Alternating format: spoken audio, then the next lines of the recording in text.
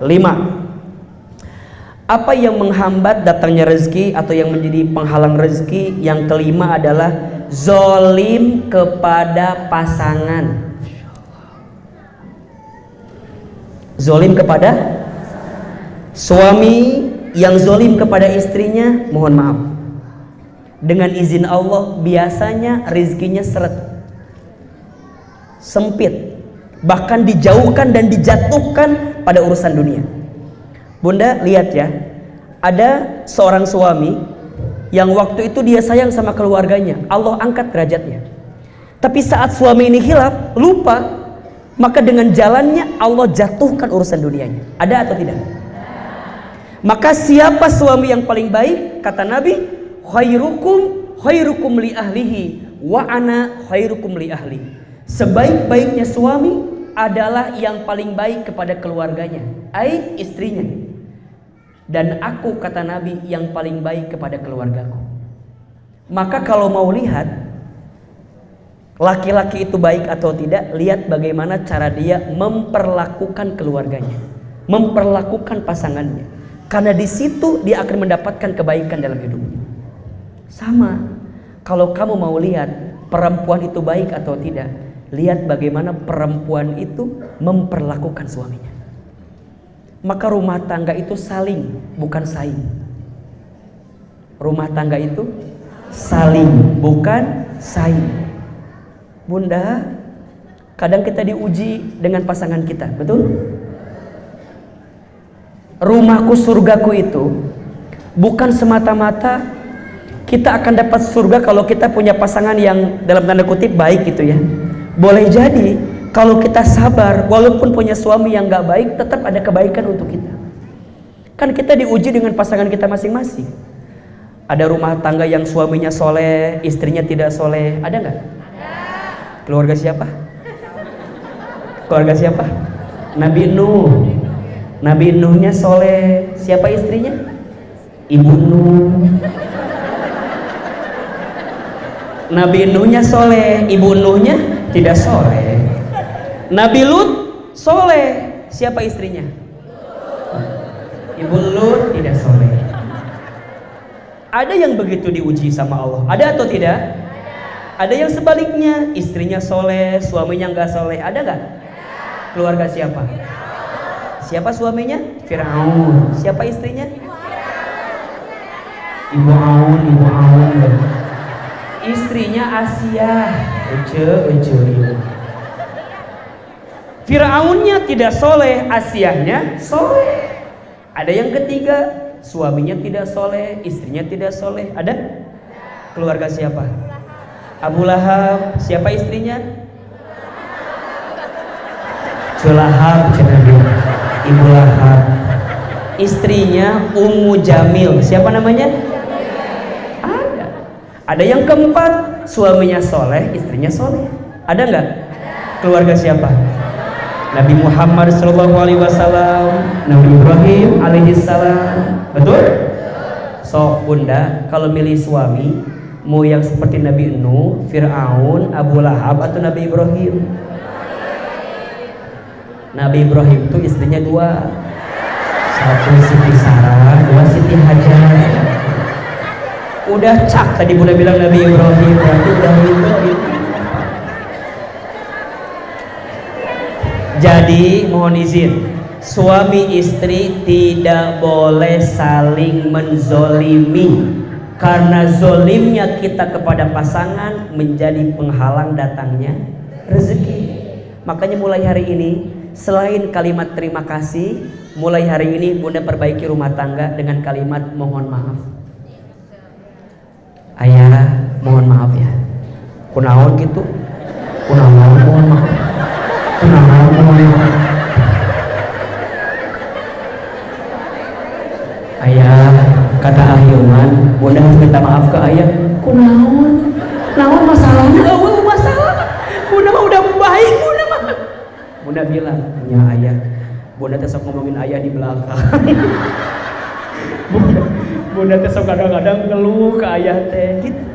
Makanya saya tuh di rumah tangga bunda suka membiasakan Pagi-pagi kita bilang terima kasih kepada semua anggota keluarga. Malam sebelum tidur saya bilang kepada semua, mohon maaf. Maafin ayah ya nak, maafin ayah ya bunda. Emang kenapa ayah? Ya maafin aja. Barangkali di belakang ada orang yang suka sama ayah. Barangkali ada hilaf, ayah teh kadang-kadang suka nggak nyadar. Mungkin di taklim tuh ada yang lebih cantik dibanding bunda. Nah ini mah jujur kan? Tapi alhamdulillah selama di luar ayah mah, insya Allah ya. Bagi ayah mah nggak ada yang lebih cantik dibanding bunda. Kalau bunda lagi sendiri. Makanya saya mah nggak pernah nyuruh istri saya jalan keluar main, jangan. Karena kalau udah gabung sama ibu-ibu lain jadi kalah cantiknya. Mudah-mudahan di imamnya sorangan kita jadi paling cantik. Gak bercanda ini. Jadi yang kelima yang menghalangi rezeki apa? Zolim kepada pasangan. Mulai hari ini ya belajar minta maaf sama pasangan. 6. Yang menghalangi rezeki durhaka kepada orang tua atau mertua. Durhaka kepada orang tua atau mertua. Ingat, mertua kita orang tua kita. Maka catat baik-baik. Bagi siapapun yang masih punya orang tua yang Allah izinkan masih hidup, berbuat baiklah kepada orang tua kita. Kenapa? Karena keberkahan rezeki kita ada saat kita berbuat baik sama siapa? Orang tua. Makanya mohon maaf, AA masih kena ada dengar bahasa begini. Istri suka bilang gini sama suaminya, ayah, kalau kamu mau berbuat baik sama ibumu, lapor aku dulu. Gak boleh. Bagaimanapun, sampai kapanpun, suami kita milik siapa? Orang tuanya. Maka saat suami kita masih punya orang tua, bunda sebagai istri dukung suami kita untuk berbuat baik sama orang tuanya. Boleh jadi rizki suami kita itu dilancarkan oleh Allah karena apa? Karena kebaikannya kepada orang tuanya. Maka hati-hati, gak boleh ada yang bilang begini di sini. Ayah, pilih siapa? Aku atau ibumu?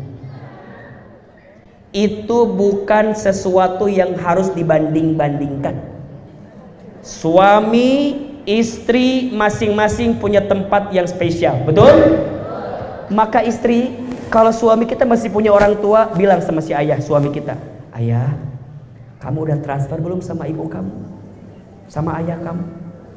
Belum. Kenapa? Kan habis sama kamu.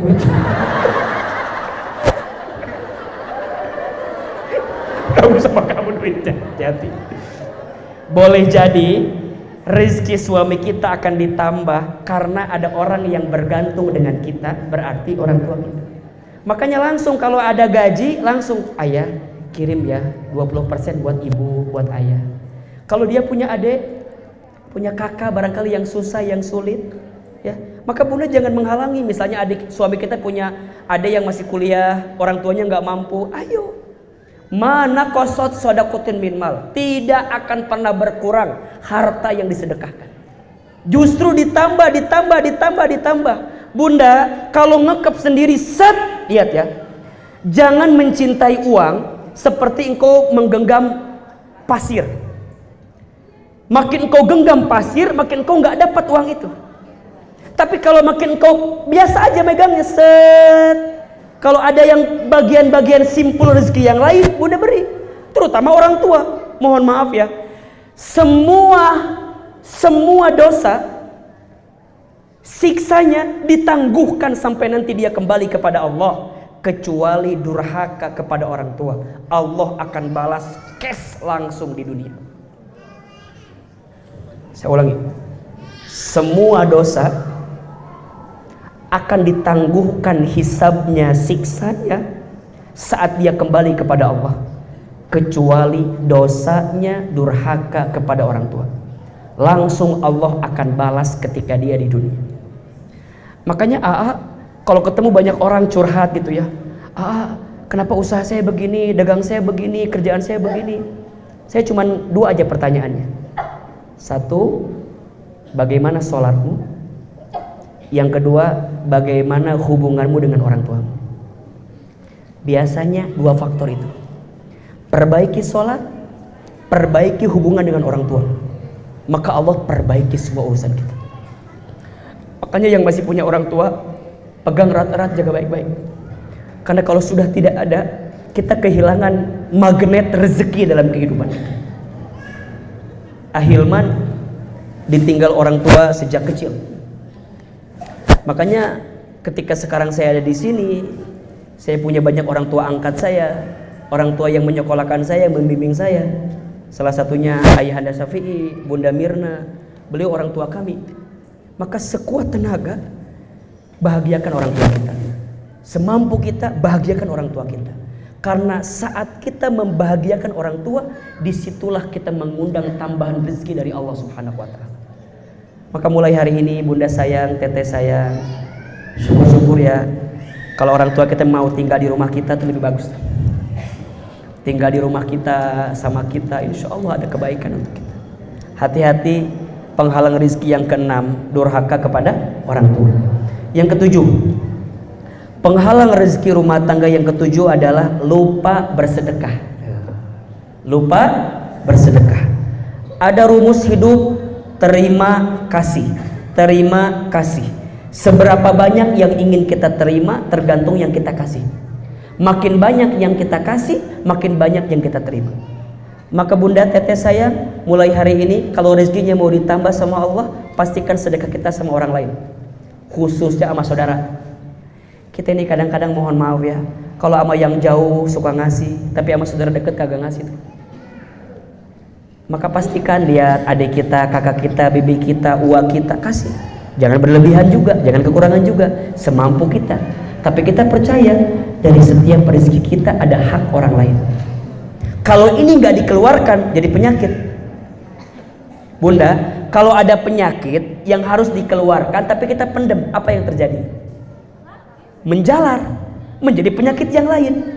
Tadinya rezeki akan Allah datangkan karena masih ada penyakit di sini yang harusnya dikeluarkan, yang harusnya dibersihkan. Ada kotoran yang harus dikeluarkan, tapi kita hambat. Jadi yang mau datang tuh terhambat terus. Kenapa? Karena kita nggak mau ngasih ke orang. Makanya kata Nabi, wallahu fi aunil abdi maka nal abdu fi auni akhihi. Allah akan menolong hambanya ketika hambanya menolong saudaranya.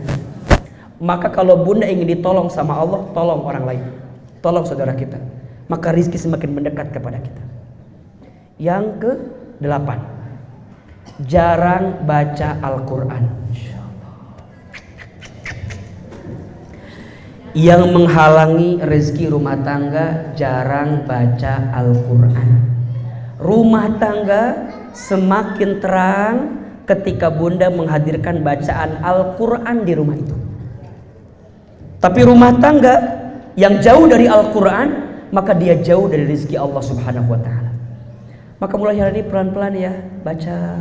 Jangan sampai kita hidup dalam sehari kecuali baca Quran. Tolong catat, ada 7 surat pilihan. Ini amanah dari guru kami. Yang 7 surat ini kalau kita baca setiap hari akan mendatangkan banyak kebaikan untuk kita. Ada berapa? 7. 1. Surat Ar-Rahman. 2. Al-Waqi'ah. 3. Al-Muluk. 4. Al-Jin. 5. Al-Insyirah. 6. Al-Ikhlas. 7. Kalau hari Jumat Al-Kahfi. Kalau hari lainnya ayat kursi. Atau 5 ayat pertama Al-Baqarah, ayat kursi, dan 5 ayat terakhir surat Al-Baqarah. Boleh bunda pilih. 1. Surat Ar-Rahman. Kita berharap agar kita disayang sama Allah dan disayang sama hambanya Allah. 2. Surat Al-Waqi'ah, agar kita dimudahkan rizkinya oleh Allah. 3. Surat Al-Muluk, agar kita diangkat kemuliaannya dan Allah jaga dari siksa kubur kita. 4. Al-Jin, agar kita terbebas dari godaan jin dan syaitan. 5. Surat Al-Insyirah, agar kita diberikan kemudahan setelah kesulitan. 6. Surat Al-Ikhlas, agar kita dikasih hati yang ikhlas sama Allah. 7. Ayat kursi, agar kita dilindungi oleh Allah. Kalau hari Jumat, surat Al-Kahfi, agar kita diterangi cahaya di 2 Jumat yang Allah berikan kepada kita. Coba pelan-pelan amalkan itu di rumah tangga. Semoga jadi amalan yang bisa mempercepat datangnya rezeki di rumah tangga kita. Terakhir, yang menghambat rezeki itu bangun kesiangan, tidur setelah subuh, dalam kurung malas bekerja, kira-kira gitulah. Bangunnya kesiangan, tidur setelah subuh, maknanya malas bekerja. Makanya bunda teteh saya, sok kalau rezekinya mau dipercepat sama Allah, ikhtiar. Ikhtiarnya ada 2. 1 ikhtiar langit, 2 ikhtiar bumi. Ikhtiar langitnya perbaiki hubungan kita dengan Allah. Ikhtiar buminya usaha bekerja, insya Allah. 9 penghalang rezeki rumah tangga. 1 apa? 1 apa?